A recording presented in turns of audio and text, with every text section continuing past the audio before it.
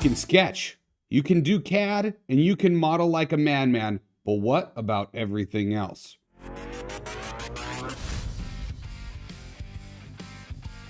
Hello, everybody, and welcome to our very first episode of our special TVU series. You are now enrolled in the EED 101 Everything Else of Design course. My name is Russ Clough. I am your adjunct professor, and today we're going to be talking about a bunch of fun stuff that's going to help you as an industrial designer take your skills up to the next level. We know that in university you're taught a whole collection of different skills.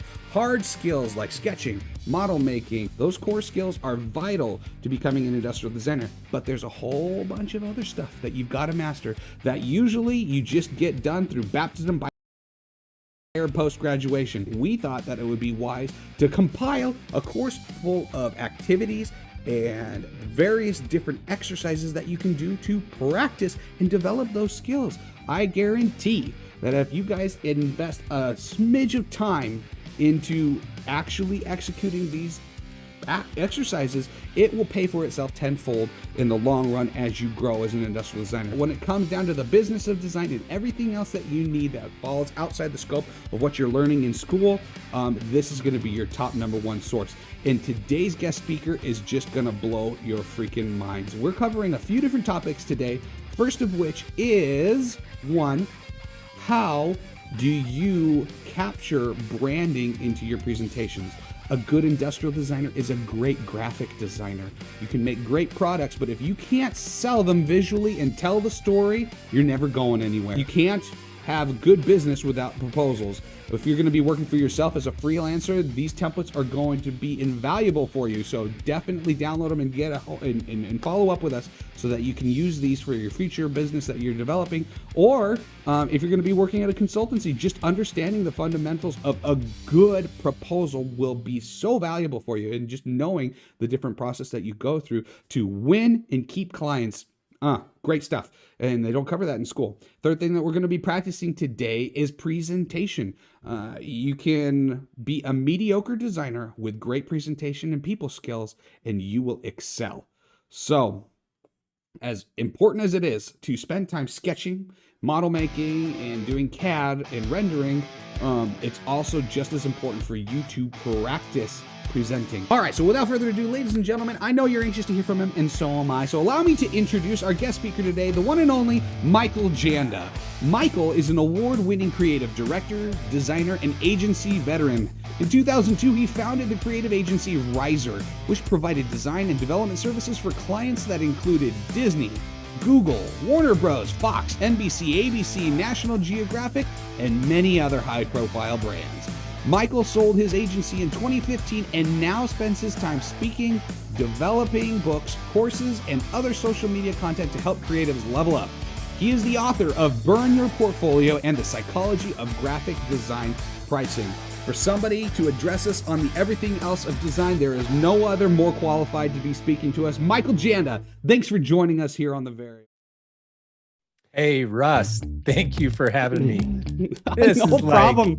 It's like next level, man. Your intro is like straight out of a television commercial. Dude, this is you. I didn't have to do anything. You gave me all that great content to work with. It speaks for itself. Well, first off, before we get jumping into the lecture and everything, well, first off, like we said before, we're excited to have you joining us joining the Variable today and sharing your experiences and your knowledge with us. But before we get too serious, like what's going on these days? I know that you've been on a number of different broadcasts. What's new and exciting in the life of Michael Janda? Man, I just keep myself busy, and I was kind of going through a little funk yesterday thinking, why in the world am I pushing myself so hard? Like, I'm at a phase of my career where I don't need to go so crazy, but I wake up in the morning and I'm ambitious and driven, and I just keep cranking. So I don't know how to turn it off. That's my problem. Well, me neither. I mean, people ask me the same thing. So just recent news for people who've been following the Variable for a while, and latest and greatest stuff that's been going on. We've gone radio silent for a little bit because we've added a small intern to to the Clough family, as I like to say. We've got baby boy number 4 who was recently delivered. And so that's been crazy. I've got a flight that I'm going to literally finish up this broadcast and be jumping on. So I feel you, Michael. Just go. Well, Yeah. we're excited. We've got a couple of students. We want to give a quick shout out to Purdue University. We want to thank them for supporting today's episode of TVU.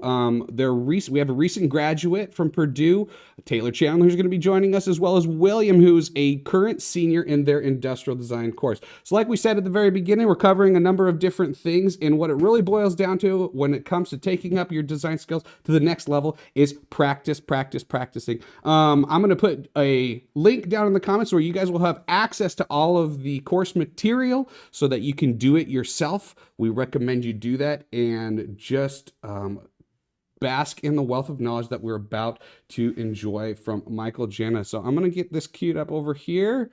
Boom. Michael. Awesome. Man, so I'm gonna slick. Your whole system is just epic. Thanks, man. Epic. So let's let you take it away. I'm gonna cover my blabbermouth and let you tell us about the business of design and the value of proposals and such.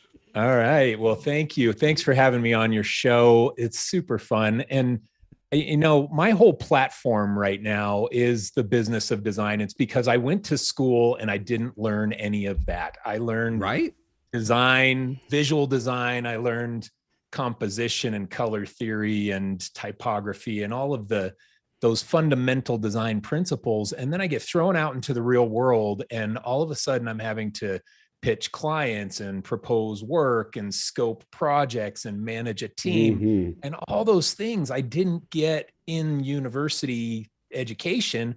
I had to get those in the real world. And when I started my agency, it's when it became really apparent that I had a knowledge gap. And I started to have to fill that knowledge gap. And a lot of what I filled it with were learning from experience, just in the grind of proposing work to clients and growing my agency and getting screwed on projects and realizing, oh man, better put a clause in my contract to improve that. Or, hey, I didn't win that project. Why didn't I win that project? I better improve my sales process to be able to win projects better in the future. So I just tweaked the dials over my 15-year agency run. And fortunately, I made enough right decisions that it was successful. I had plenty of my wrong decisions, but it was a good run. And like you said, I sold my agency back in 2015, which was exciting. And now this is what I do. I mean, I'm just all in on creating content, leveling up creatives, and doing that through books and courses and free content on YouTube and Instagram. So and today, I gotta tell you, dude, go ahead. I was just gonna say, last plug is I don't often get hooked by Facebook ads or videos and stuff, but I came across some video for one of your mini courses, and that's what put you on my radar. And I was like, I don't care that I have to put my name and my email into this to get a free template. I did it, and I haven't regretted it, which is why I wanted to bring you out. So I don't know if it means much hearing it from me for folks, but if you want like a happy, satisfied follower of Michael Janda, I will shout his name out to the cows come home, because I used the template for his proposals. And I tell you what, every freaking time anybody sees it, they go, holy crud, Russ, this was like so thorough and great. And it empowers you to charge more. It helps you win. Like, I've been watching some of your other videos lately. You're like, shoot for like a 60% proposal. You got to raise your prices so that that's what your win rate is at. And I'm at like 90% right now because everybody sees the stuff, and I'm like, Michael Janda, that he's the one. Somebody even asked me, where'd you get that template? Did you design that? I'm like, nope, Michael Janda. So sorry, we're gonna let you go and show us what you've done. Nice plug. There you go. Thank you. Yeah, well, I tweaked the dials on this for a lot of years, and just, pitching a lot of big companies. Like you said in the intro, Disney was my biggest client over my agency run before I sold my agency. Google was our biggest client for the last 2 years of my agency. And so it was always in front of big opportunities and big clients. And so you have to you want to win those things, you've got to look the part. You've got to look like you're playing the right game. And so I just kept making improvements to do that. All right. Well, let's dig into the content here. So the first thing we're going to talk about is the rule of 7, because this applies so much inside of a sales flow. So the rule of 7 in marketing, which if you haven't heard this is like one of the fundamental things that a potential customer needs to see or hear your marketing message at least 7 times before they buy from you. Most of the time, people don't buy on the first view. This is why you go on Facebook and you're like, man, I saw that ad yesterday. And then tomorrow, hey, I saw it again, because you have to get fed that ad multiple times before it builds enough trust for you to be able to buy from that person or buy that product. And the big businesses know this. The Nikes of the world have 7 touch points with you. God, for most of us, Nike has 7 touch points before we even get to lunch. You got somebody wearing their shoes, you're walking through the mall and you see the store, you're driving down the freeway, you see some billboards, you see a commercial on television, you see some tennis player playing, Serena Williams, Venus Williams, whoever is out there playing, and they've got Nike on there, and you know that they're Nike branded, Nike endorsed. LeBron James, he's playing, basketball, you're watching it on television. All of these things are reinforced touch points between you and Nike. And those touch points create a relationship with you and the business that will eventually lead you to buy from them. Now, the problem in the real world is that what happens with a lot of creatives is they get into this 2 touch point strategy. They get a new lead for a new opportunity, and they jump on a phone call and talk to the person. Hey, so what are you wanting to build? And then that person explains it. And then they say, okay, well, we'll send you a proposal. And they email the proposal over, and it's only 2 touch points. And 2 touch points is not 7. And 2 touch points does not lead you to a close, a high close rate. So what we do is we create a 7 touch point process inside of this sales flow to help you close more projects. And that goes, number 1, just with the rule of you never email a proposal again. Never email a proposal without having gone through multiple touch points. Because if that's only a 2 touch point process, the likelihood of you landing the work with a new client is low. You've got to make more touch points to increase your close rate, and it helps you increase your price too. Okay, so here's a 7 touch point flow of a new lead. So you get that new lead, it comes in, you have a phone call. And then after the phone call, you jump on LinkedIn and you connect with the person that you just talked to. Maybe even send them a little message. Hey, it was great chatting with you. Went and checked you out on LinkedIn. Happy if we can connect here. Now you got 2 touch points. And then the next thing after that initial phone call, which is a qualification phone call, is a discovery meeting. You're going to go and you're going to get back on the call with the client to go through and scope exactly what they want. Then after that discovery meeting, you're going to email them the notes of the meeting. And then after you email the notes, the next step is to present a proposal, a proposed solution back to them for what they're trying to accomplish. And then you're going to send a thank you email after the proposal presentation. You're going to say, hey, so great to chat with you. Thanks for letting us present. Here's the proposal that we just presented to you. Thanks so much. And then you're going to say, I'd love to follow up with you on Friday to answer any questions that you might have as you kind of review this and talk about it internally. And that's like a little proposal QA call. Now we've created 7 touch points in the flow of this sales process, and this is going to dramatically improve your ability to close the deal with a new client. So when you're in this sales process, you should be thinking to yourself, what are my touch points? What are the touch points that I can have here? with this client to keep dripping to them this relationship that I'm trying to build with them.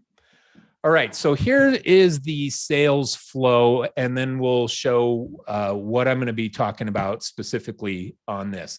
This is a sales flow, standard sales flow that I recommend. You have 3 different phases, and phase 1 is that you qualify an opportunity. So you have an initial contact with a potential client, and then you have that initial conversation, and the whole conversation revolves around you trying to determine if I'm a good fit for them and are they a good fit for me. We're just trying to qualify each other in that conversation. And if the client is qualified and you feel like, okay, this is worth pursuing, then we move on to a discovery meeting, which is the first step of our scoping the opportunity section here, our phase. We're going to have a discovery meeting where we go and we scope out with the client. We ask all the questions, we scope out the project. Then we go back to our business and we detail out what this scope of this engagement is. And then we have phase 3 about closing the sale. Closing the sale is all about proposing the solution back to the client, resolving any concerns that they have, and then contracting them for this engagement. And what we're going to be focusing on here in this lesson is this section here, primarily the propose a solution, the proposal solution section. So let's go through a proposal outline. And before we jump into that, I want to talk about a little metaphor that I developed that helps illustrate the point of how we use proposals and contracts in sales. Now, I'm a Jeep fan. I just bought my 3rd Jeep a few months ago. I'm a huge fan of Jeeps. I don't know why. It's just so cool to me. And because they're cool cars, man. They are super cool. They are super cool. So I love my Jeep. And when you go to buy a car and you go in the showroom and there's a rack of brochures that have all the sizzle. Like this is the 2020 Jeep Wrangler brochure. So you've got this, and this is the proposal in our little metaphor here. And inside of this Jeep brochure, it's highly visual. There's tons of super great photos. They spend a lot of money on these photos to capture the sentiment that they want you to have about their car. And it's highly visual. Gives you a real sense of, wow, I love that. I love looking at this. And then it has some specifications, but it's not the contract. It has things like, hey, the towing power is this, and the engine is this, and it details some of the specifications, but this is not the contract. This is just about selling you on buying this vehicle. Now, when you decide, okay, I want to buy this, then you go and you sit with the finance person and you work through the contract. And inside the contract, it tells you exactly what you're getting. Here's the vehicle you're purchasing. Here's the VIN number. Here's your warranty on all of the different pieces. Here's the terms and conditions. Here's what we'll cover. Here's what we won't. And it's just page after page of contract that you go through. Now, when we go into our sales process, and when I changed this in my business, it made a big, huge difference. When you start to perceive that your proposal is the thing to sell with, like the car brochure, and then a statement of work is the contract after they're sold, it changes the way that you sell. So we have a highly visual, engaging presentation of what your proposal is. And this is what makes them want to buy from you when you walk them through this. And then the contract, if they say, yes, we want to work with you, then you move to the contract and you do all the fine print, exactly what they're going to get, exactly what they're not going to get, what's included, etc. All right. So today we're just going to go through the outline of a proposal. What is included inside of a proposal that can be an effective tool that you can use to sell people on what you can offer them or provide them in your business. All right. So if we look at this, a proposal, the purpose of a proposal is to sell. It presents your approach to solve the client's problem. Client has this problem. Your proposal exists to show them how you're going to solve that problem. And it walks the client through the process that you will use to solve that problem for them. So page 1 of a proposal, and we're going to go through the different pages here and give you some bullet points of what you should include on each page or section of this proposal. Page 1, you have a title page, and I actually have this better slide of that with a little bit bigger image.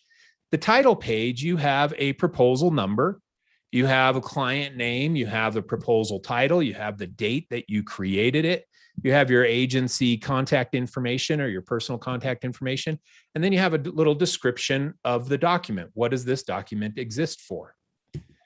Now we're going to move on to page 1, and page 1 of this proposal is the objectives. This is a brief summary of here's the client's problem, and then here's the bullet points that we are going to define as the goal of this engagement. Client has this problem. We're going to try and solve it with these bullet points. These are our goals. Now, from there, we move on to breaking the project into different phases. And I have a bunch of content on phased production. This changed the way that I ran my business as well. But we break a project down into phases. And each phase has a certain scope of what you will do for the client inside of each phase. It outlines the steps that you're going to take to solve this client's problem. Now we go from here, and then we get into the visual piece of this proposal. Like I said, it's the car brochure. So we're going to take each phase of the engagement, and we're going to create at least one page per phase that shows what this kind of looks like. Not the specific work for them, but what happens in this phase. So you can see here this example, phase 3, visual design on a website, that this is where the comps happen. And I'll show you a couple of blown up pages here in a second. Now, many phases have multiple pages because there's multiple things that happen inside of that phase. And this helps the client, this whole thing helps the client see the level of effort that you're going to put into solving their problem. It walks them through this process. Now, here's some example pages. So like this, phase 1 of this engagement is information architecture. That's the phase. And then one of the deliverables of that phase is a sitemap. So what do we have as the visual? It's an example of a sitemap so that the client can see, oh, I get it. I see what that looks like. That makes sense to me. Here's an example page of phase 3, visual design, where we show the client that the mood board that we created plus the wireframe that we created are combined to create the design concept. So we just show them visually what happens inside of visual design. And this reinforces to them why we have to do some of those early phases when we show how they build upon each other over the course of a project. Now, this is one of those examples that has multiple pages for a phase because this is a big phase, this phase 3. So we have multiple pages. You might have a page like this and have another page like this. Now, something that's important is that inside of here, we detail what's included in this engagement. Now, this is not the contract. Like I said earlier, this is just showing them, hey, now we expect that this website, for example, is going to be 20 to 25 pages delivered in JPEG format, 2 rounds of client review.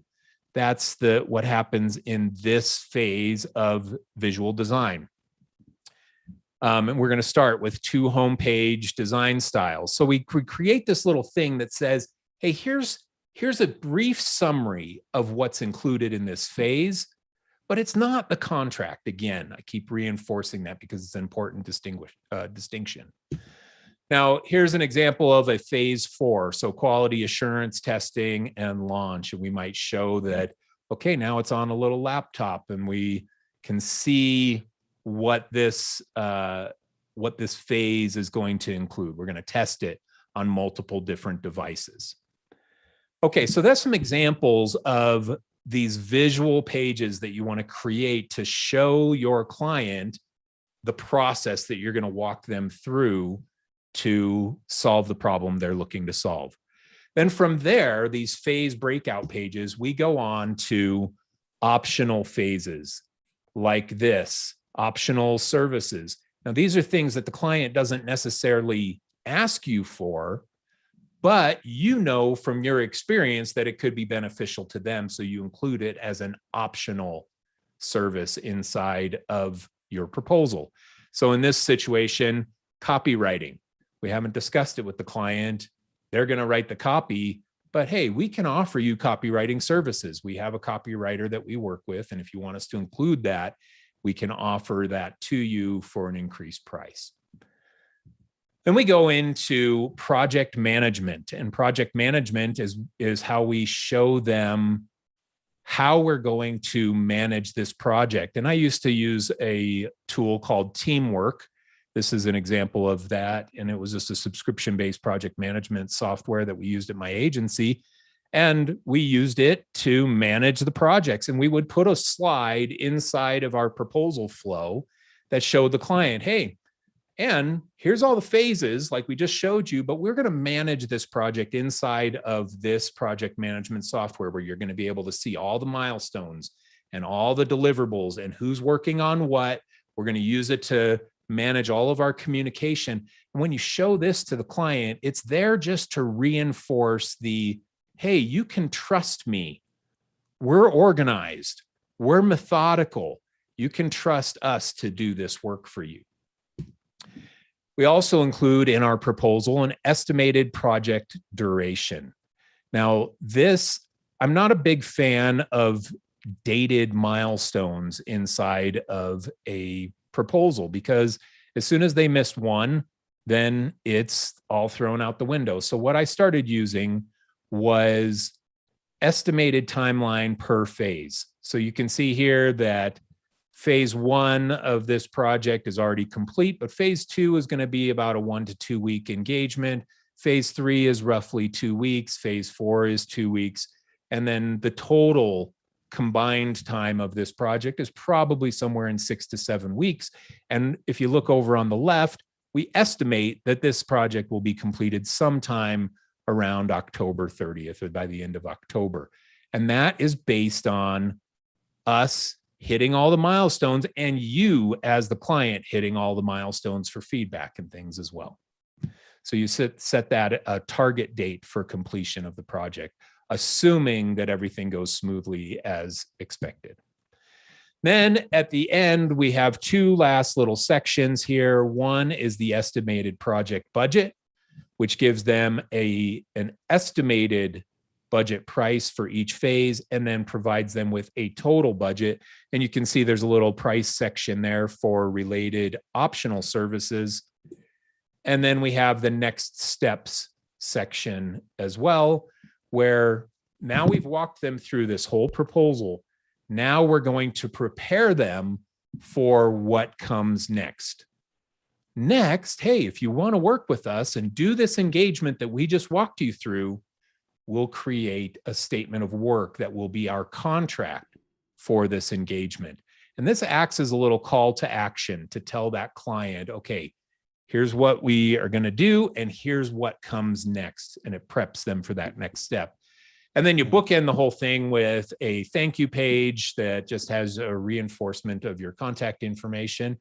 And that is it. That's the proposal outline. And when you walk your client through this, either face-to-face in a meeting or on a video call, it has a high close rate with you and the client, because you're showing the level of effort that you're going to do for this work. You're showing them the methodical and organized process that you're going to take them through to execute on the work that they need done. And you're building trust, just like that rule of 7 says. You're building trust with you and the client to and purchases are built on a trusting relationship. All right, so there you go. That's the thing. This little end slide that has some of my my places you can connect with me. Yes, connect. Yeah. Oh, that is fantastic. Wow, we appreciate you, Michael, for walking us through all of that. So, definitely I recommend that all of you guys take an opportunity to reach out, connect with Michael, and subscribe to his channels for more free goodness, just like he shared with us today. So before we go to commercial break, I do want to ask some follow-up contextual questions for you. Great stuff. My question for you then is now, Michael, what about the people who aren't freelancers? The worker bees who are just going to go work at a consultancy, is there value in an important reason for them to understand and know this whole, how to execute a proposal well? What is the win for somebody who just doesn't plan on ever running things, but just starting off as a pawn? You're going to go into places that are run poorly.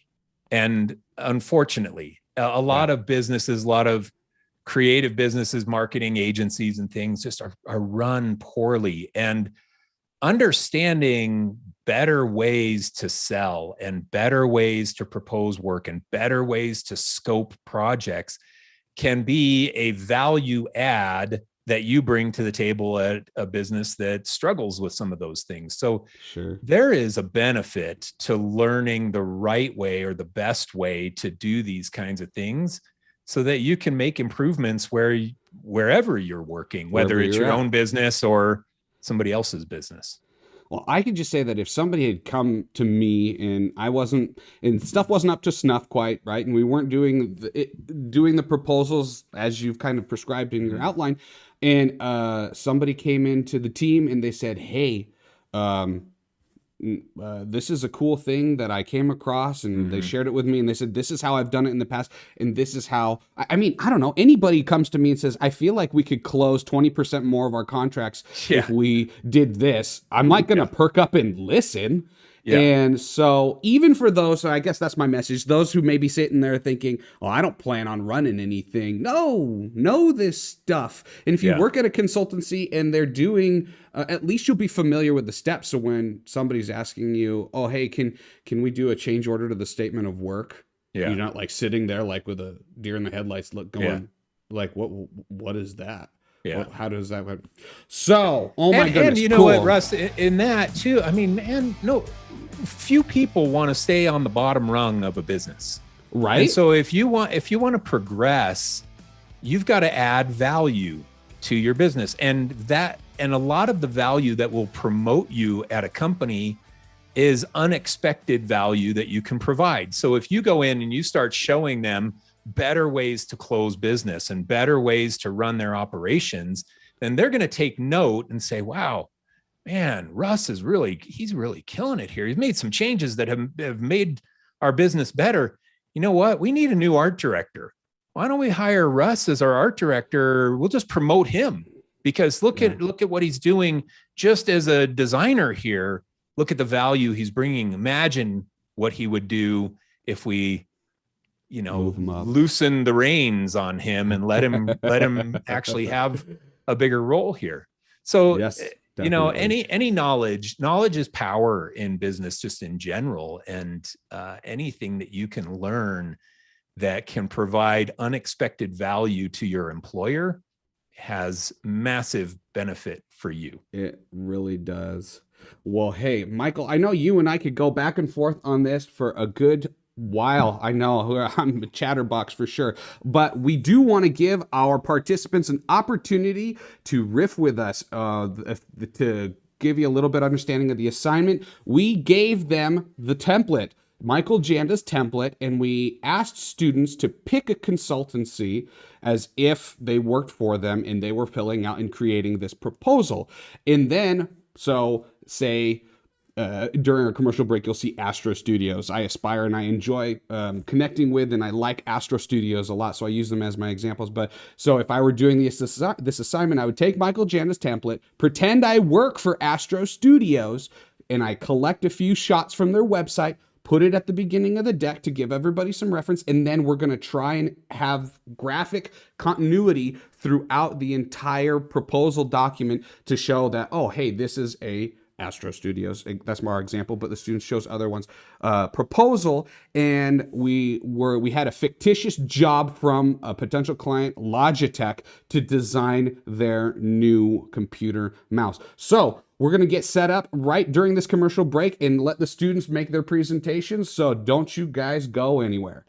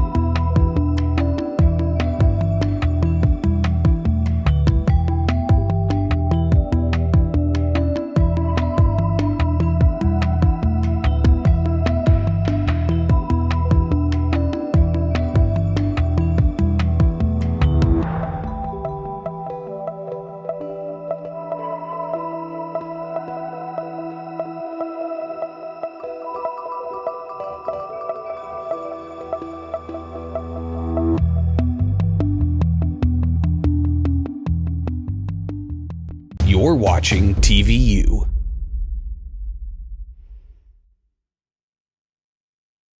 All right, everybody, welcome back. We're getting things just set up right now. Joining us today is Taylor Chandler. He's a recent grad from Purdue University. We're just trying to get his speaker view on. Taylor, are you unmuted? You want to say hello to the folks out there in the peanut gallery? Yeah, hey everybody. Awesome. Here we go. We got you all queued up. So Taylor, give us a little bit overview about yourself. Tell us about your program. Give a quick shout out to some professors and whatnot, and then we'll get you shining here with your presentation. Yeah, so like you said, I'm a recent Purdue grad. I graduated in May this year. Spent the whole summer looking for a job. Finally landed something. I've been working for about a month now. And yeah, give a shout out to a couple professors for sure. I know you've talked a little bit with TJ Kim over at Purdue. He's the whole reason I got this job. Him and my current design director, they go way back. So that connection led to me working. Good. It's all about connections, man. It really is. Networking is the key to getting in the door. So, like we explained earlier, we're going to give you an opportunity we did this exercise. We're going to let you walk us through it as if we are potential clients. You work at Teams is the name of the consultancy that you have chosen to graphically keep throughout your entire presentation. So feel free to explain. Here we're looking at just a mood board, like what inspired the specific graphic decisions that you made throughout it. At least we'll start off with that, and then we're going to start a little 5-minute timer and let you go and make the presentation. So as far as Teams, why Teams? How come they've been on, or have they explained why you chose them as a consultancy, what you like about them, and then we'll go from there.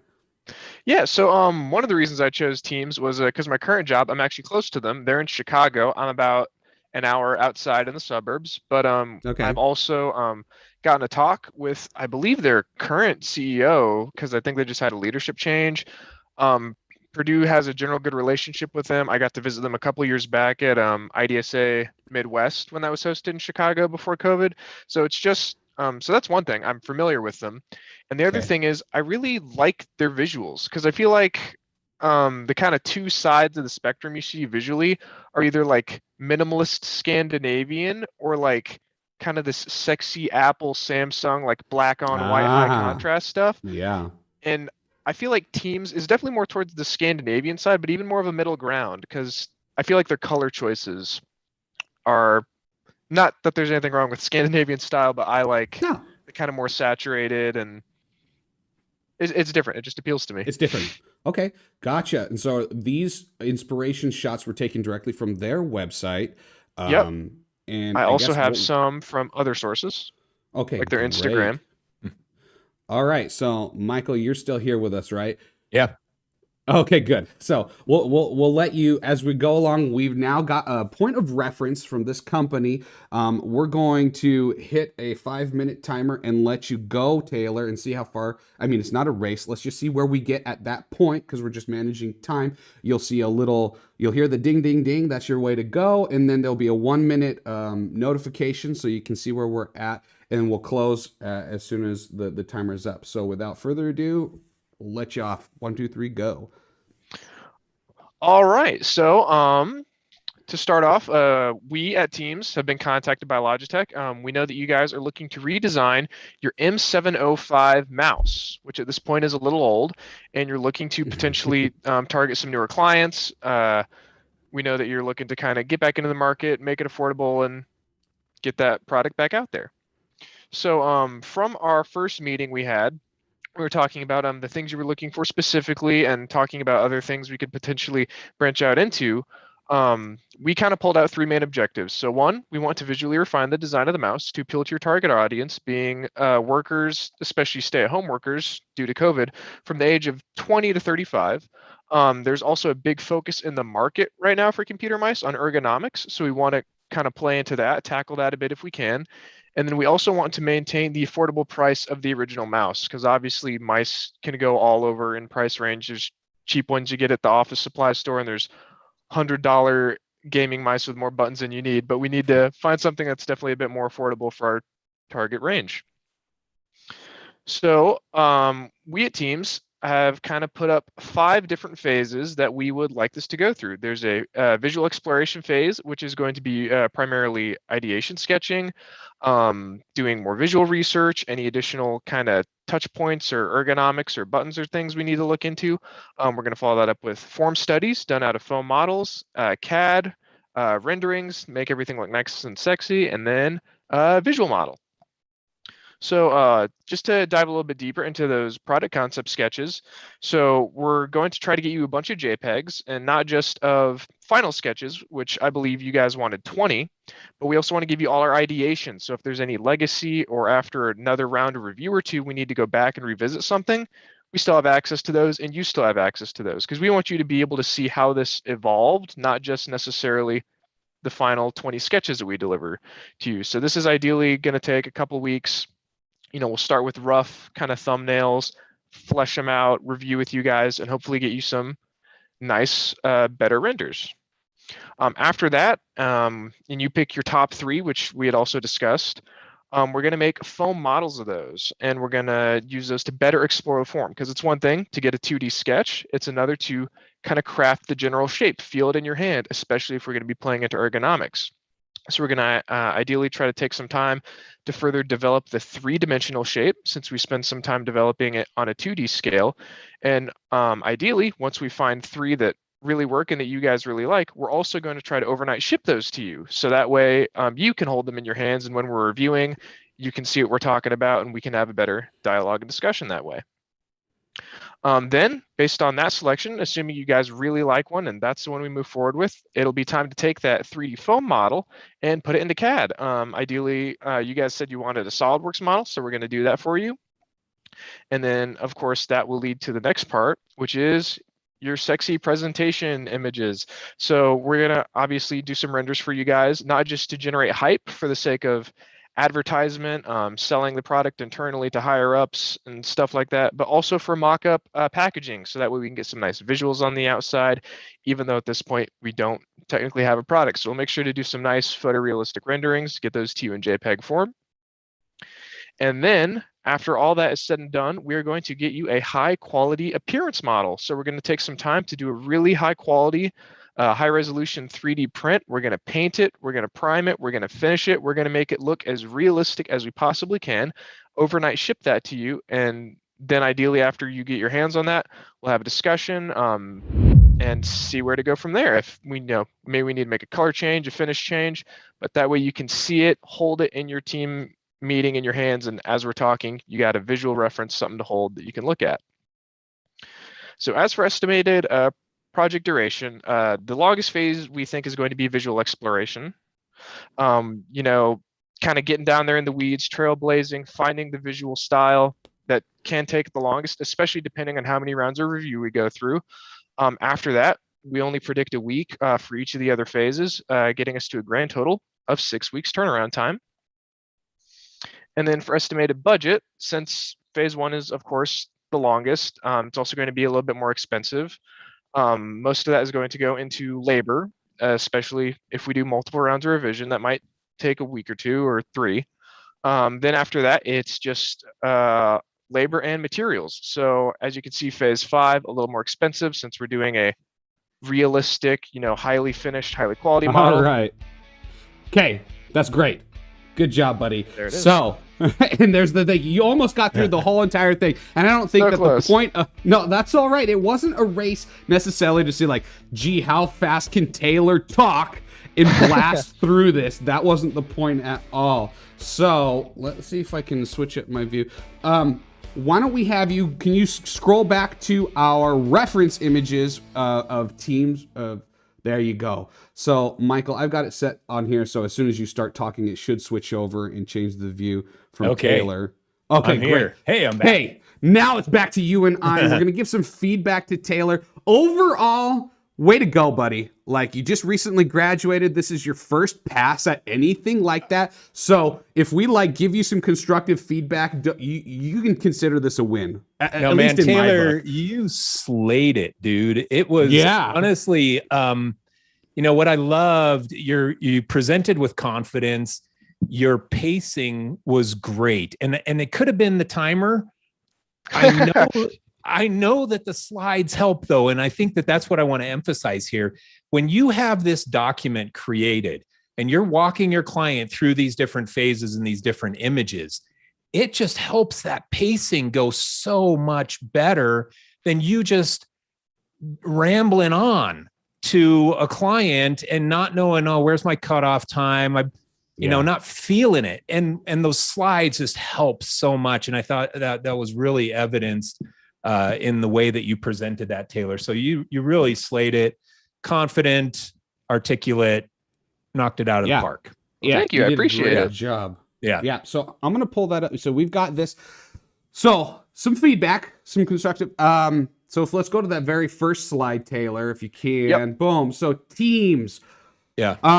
We're working with a template, and I know that you were on a quick turnaround, and you did a great job. Because truth be told, in the consulting world, there's going to be times where suddenly, oh, hey, Russ, we've got that meeting in 45 minutes. Do you have the proposal ready? No. What? And you have to throw something together. So under the conditions, given our quick timeline and your turnaround, I think you did a great job. But can I look throughout the entire presentation and know, that's teams? What are your thoughts, Michael? Well, you know, and this is just getting nitpicky because it was a quick turnaround time. But if you look at teams' color palette, their core color is obviously this solid royal blue. Can I make a comment on the color choice? And the aqua. Yeah, go for it. Go for it. So while their primary color choice is blue, something on their own website, if you can see in this bottom left image, their strategic design projects are colored blue. Their product design ones have green, and interaction are done in red. Hey, Great interesting. detail. So on Interesting. on their He own did his website- homework, Michael. I did do my homework. Touche. Good job. It did. So if I were doing that, then I probably would have made the main screen blue and used product design as that green as an accent color rather than a flood color like it Makes was sense. used on the main front page. But Yeah. anyway, that's a splitting hairs. That is splitting hairs. It is. I mean, honestly, from what is the purpose of a proposal? It's to sell. And I think you did a really effective job of selling the client on the process that you will use. Now, this one, I'm going to give you a little nugget that you can take and use for the next 30 years of your career. By all because means. This one is, and this isn't anything necessarily on your presentation or anything, but man, on all this stuff, if you can get in your mind, who cares what my client's opinion is?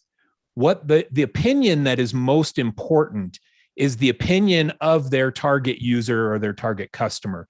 And some of the things that you were mentioning in the flow of your conversation were things like, okay, and then we're going to make the model. We're going to overnight ship that to you so you can feel it and see what you like about it and that kind of stuff. Well, who cares what they like about it? You need to talk about what their customer is going to like about it and bring all of those conversations back to the target customer. We want to make this work for your users. We want your users to fall in love with this mouse. And then, one of the phases in that flow would have been, and obviously Logitech probably spends millions on user testing, focus group testing dozens of models of these mouses or mice to make their decision. Anyway, so that's a nitpicky thing, but I'm just going to throw that out as a little nugget that if you focus your career as an industrial designer or a visual designer or whatever, and you focus your conversations on, hey, client, I know you're going to have preferences, but the preference that really matters most is the preference of your customer, not you and not me. We have our opinions, but let's go and get some testing and let's talk about what's going to work for them. That is high level business, marketing, design conversation rather than us just trying to appeal to the whim of a client. Yeah, that makes a lot of sense. Yeah. But hey, man, that's nitpicky. And that, yeah, honestly, you really nailed it. I was really impressed. And so kudos to you. You do it just like that. And you're talking like you've got 10 years of experience, not a recent grad. So yeah, kudos. Michael, man. I was just about to say that I got the sense that he's been doing this for a few times as you're going through that presentation. Yeah. I'm like, all right, I wasn't getting the sense that like, this is just another Tuesday for you, but man, did it feel fluid. Yeah, really smooth, really well done. I appreciate it. Yeah. All right. We have another one in the lineup here. Will is joining us from Purdue. Will, how you doing today? I'm doing pretty good. Can you guys hear my you're mic? doing good. I can hear you. I can see you. Can you share? Here, let's see. Can you share your PDF with us real quick?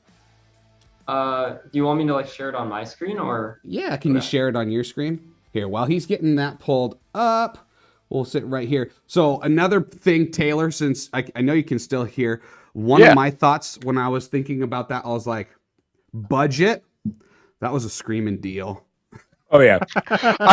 I have screaming deal. I have no experience in that matter whatsoever. That's a $500,000 to $1 million engagement right there. That's they're spending, they're not spending 6 weeks. They're spending 18 months on that project. So yeah, my estimates, I was thinking okay, what is I don't know, $60,000 at 40 hours a week. And then for the modeling phases, I was throwing material cost on it. That was all I did. Yeah.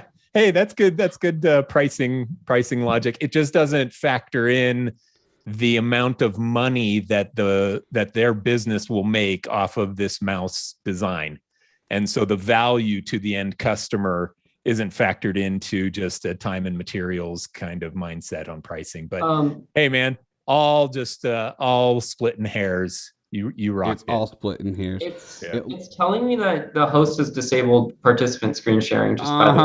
Let's go and set that up so everybody can share now. There you go. You should be ready to rock. You got that up now?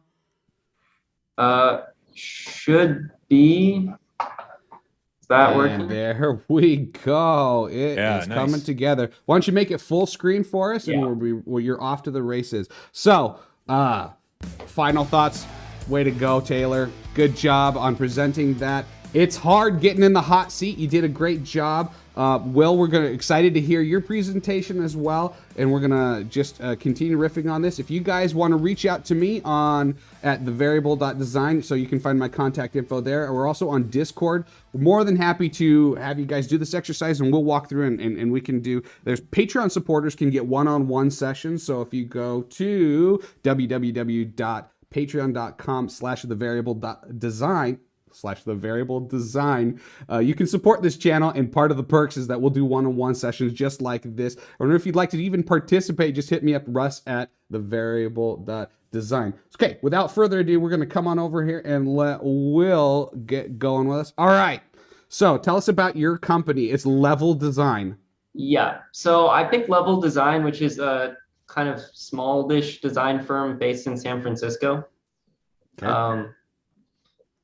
And they have a really minimalist style. So like almost all black text. They have very little color. They use a ton of images, and they have a lot of colorful renders and stuff. But for the most part, all the colors in the images. They have the website itself, if you can see, is basically gray tone. Mm-hmm.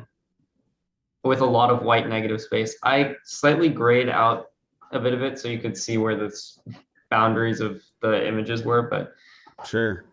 Yeah. Awesome. So lots of center aligned, small amount of text, a lot of images to try and show what they're about rather than trying to, put it in text. Cool.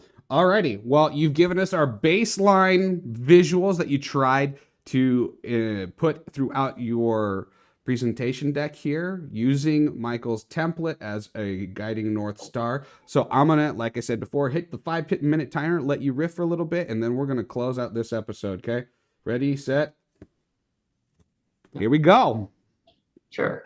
So this is our design proposal for you from Levels Design, talking about the M705 mouse. I know you guys, it's quite an old design, and you guys want to spruce it up, kind of market for those younger consumers, 20 to 35, which means a low-ish price point relative to the mouse market, and kind of revamped externals so it looks and feels like a modern mouse. So we decided to split that into 5 phases based on the deliverables you guys were asking for. The first phase was brainstorming and sketching. The second phase being modeling and foam mockups, and then maybe some more higher fidelity 3D printed mockups. Phase 2 would be a final CAD model in SolidWorks, and then delivered as a SolidWorks step file, or a step file and a SolidWorks native file. Phase 4, we're going to look into product and marketing renders, so you can make some mockups of what your packaging is going to look like, see different CMFs and different ways that this looks in context and inside an actual home in photorealistic renders. And then finally, we're going to try and get a market-ready prototype for you, sanded, looking just like the real deal, and hopefully working like the real deal as well, if that's something that we can get done. So the first phase that we're going to do was brainstorming and sketching. We're going to begin with a brainstorm and ideation sketching within Levels Design, get as many concepts as we can, and kind of identify 20 different unique concepts that we like to move forward with, flesh those out a bit more, and send those sketches to you, along with all our brainstorming and all of the smaller sketches that led to that, in case you want to find something there that you like as well. Once you guys review that and get all that information back to us about what you like and don't like, we're going to move on to phase 2, which would be delivering foam models, or I put 3D printed models, because Levels tends to work a lot in 3D printing for those higher fidelity prototypes. So we're going to create some foam models so we can get quick and easy how the ergonomics of that mouse feel, how does it how does it work, how does it feel to actual users. We'll get that around and see how those ergonomics feel to actual people. And then once we get those foam models dialed in and refined a bit, we're going to scan them and then 3D print them so that you can have a bit of a higher fidelity mock-up with maybe a more realistic finish to test on. And obviously we can send those foam models and the 3D printed models to you as well. The next phase after that would be a deliverable CAD file. You guys requested native SolidWorks and then also a step file, which is perfect for us. So we're going to pick a single or maybe work off of those 3D printed mockups that we delivered in the first phase after your feedback, trying to put it into CAD and get a more precise CAD model down, with all the different parting lines.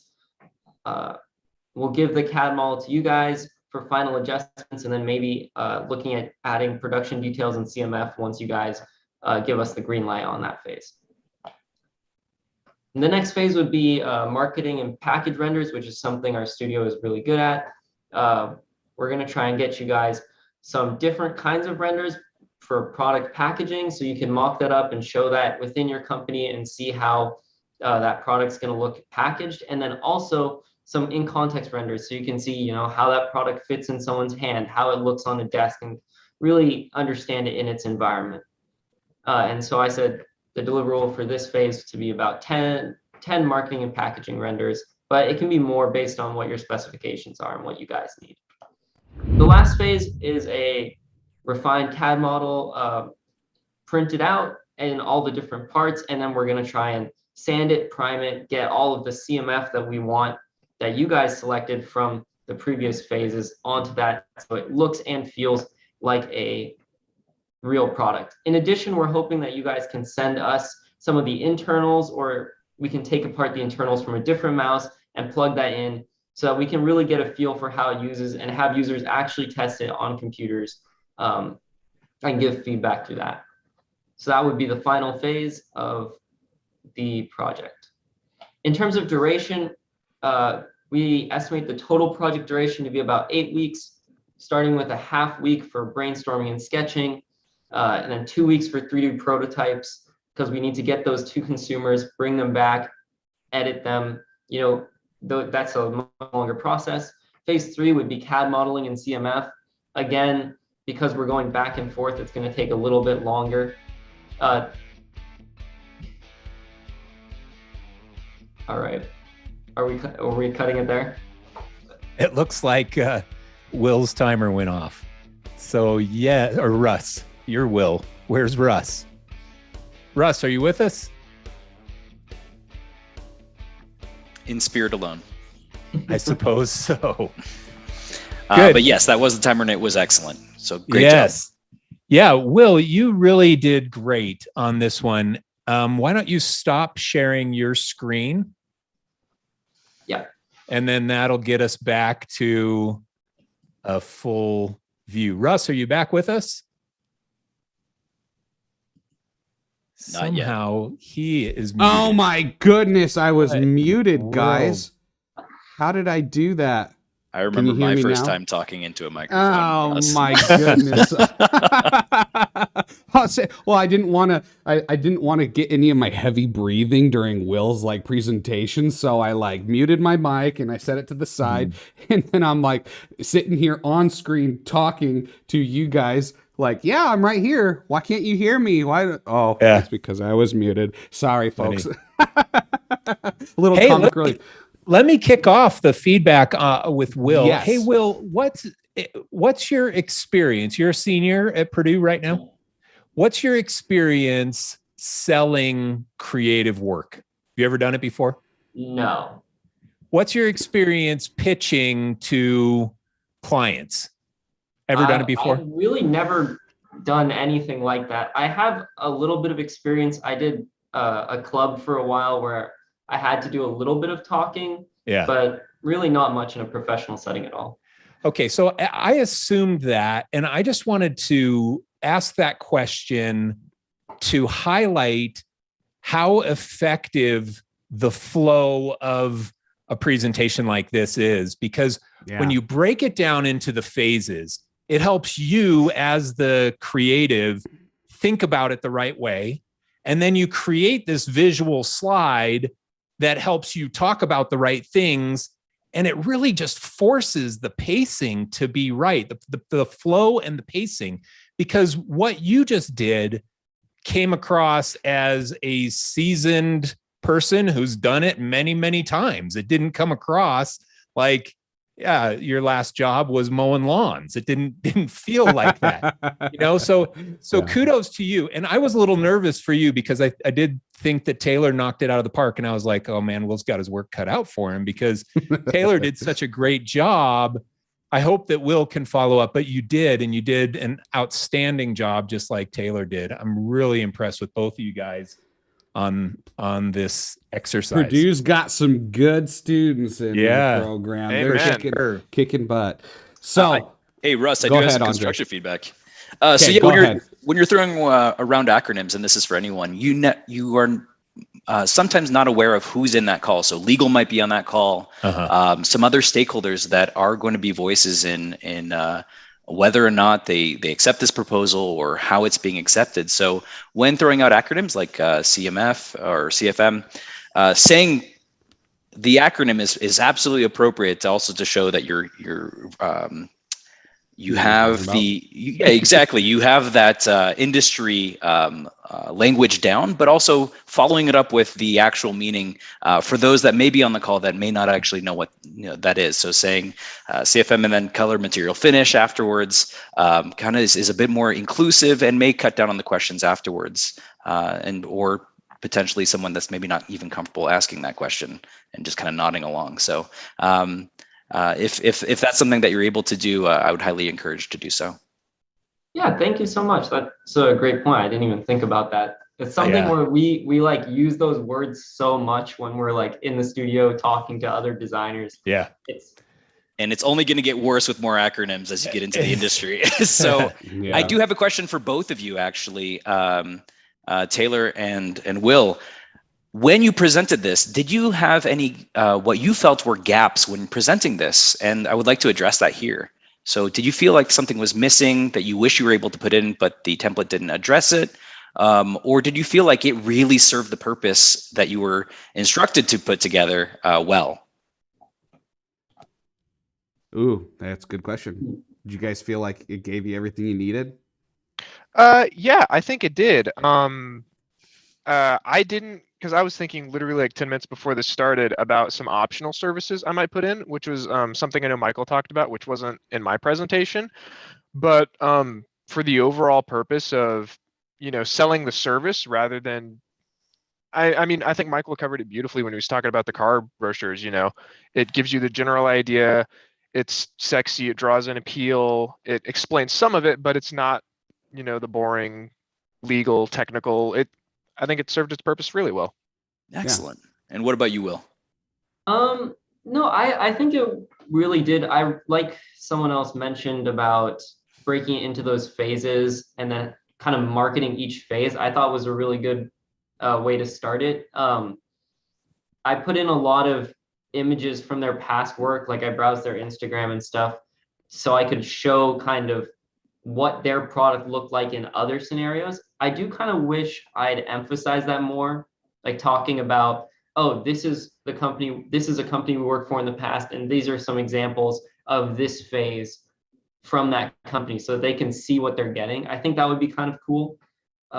Obviously, I think that could fit within the template that you provided already, but it's something I wish I expanded upon more when I made this proposal. Yeah, that's a really effective way to do it because it kind of merges a case study for your business in with a proposal to someone else's business. So you're going through this document, talking to Logitech, and you're saying, when you showed the glasses on the foam mock-ups or whatever, I was like, oh, those look like Warby Parker glasses. So I was like, oh, if you would have said, hey, here's some foam mock-ups that we did in an engagement for Warby Parker, blah, blah, blah. And then you go on, it's so effective because then Logitech says, oh, they're working for Warby Parker. Oh, that's cool. And that's cool work that they did for them. So you're kind of mixing the value of presenting a case study of past work in your sales process to sell a phase to a future client. So I think that's a really interesting observation, and it can be done that way, Will. So yeah, good job. Yeah, and kudos to you, Will, for like, you took the template and you were willing to just graphically format, like, go in a different direction, but you still had the flow. I mean, that was a you know, you had guts to be like, okay, well, this is what it is. I'll do something a little bit different that may correlate a little bit more in line with the original brand language, and that's okay. It is. That's advised. In fact, in my full course, when I walk through those templates, I'm like, change this design. I mean, I made it as like generic. It's Helvetica and black and white, man. It was like as generic as I could make it, because I didn't want to force a design upon the different people that were taking the course, because it's different for every business. And you can see that from teams versus level design, completely different design aesthetics, but the flow still works. So I think that was a good manifestation in both of those being presented that way. Yes. Good job. Okay, Michael Janda, we want to be cognizant of your time. We've gone over a little bit. The final question that we ask every guest speaker who joins us, when they're lecturing or they're going to be a Q&A spotlight person, we ask them what their variable is. The name of the show is The Variable, because in life, nobody like sucks on purpose. We are given nuggets of truth that help us along and help us improve. What has been the secret sauce, the one variable in your life that has been a tried and true thing that time and time again has helped make the biggest difference in your career, in everything that you just keep going back to over and over again? It is relationships, man. Relationships are the secret sauce in business and in life in general. And man, in business, my first 5 clients at my agency when I was just a freelancer, they were my friends. I had been working at Fox Studios, and my friends got jobs at Disney and Sony and Warner Brothers, and they started sending me freelance work. And that turned into this agency where I built millions of dollars to those kinds of big clients. But it all came out of those initial relationships that spawned into new relationships, that spawned into more relationships. And that's where the majority of the success came from in my business and in my life in general. And, you know, things like this, that we just jumped on a call, the 5 of us here, you know, send me a DM. Say, you know, Taylor and Will, send me a DM on Instagram. That's what I check the most, and say, hey man, it was so fun to connect with you. Thanks for your critique. And now all of a sudden, boom, we have 2 touch points. We had one right here and we had another one. You know, 5 more touch points and we have 7, and then you're somebody that I trust, and that has legs in your whole career. So my variable, man, it's relationships. Russ and I have had 7 touch points just in the flow of getting to today. I'm getting ready. Yeah. But it's you know, Russ is a new friend of mine as a result of this reach out. And so, man, who knows what happens as a result of that. And one of my mindsets on relationships is that if it doesn't ever turn into business, who cares? My life is richer with more people in it, whether it turns into business or not. So make those relationships with people just because it's value to your life, to your soul. And there's no downside in that mindset. No downside. Yeah. Oh my goodness. Well, Michael Janda, thank you for joining us here on The Variable, and thank all of you guys for your continued support. We encourage you guys, if you haven't already, to hit that subscribe button, support the channel. Like we said earlier, our Patreon is at patreon.com/thevariabledesign. We greatly appreciate all of you and wish all of you, especially you, Michael Janda, thank you for coming, and we wish you continued success. And everybody else, feel free to hit me up if you guys want any help with doing these exercises. And of course, DM Michael Janda as well. We'll get one last shot of him here next to me on the screen before we say goodbye. Hey, thanks, man. Thanks again, buddy. We appreciate it. All right, we'll see you guys around. See ya.